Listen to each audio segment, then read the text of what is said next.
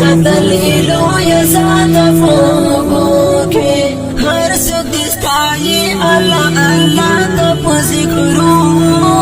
کے اس دے او کچیز دے مرغان پتر غرو کے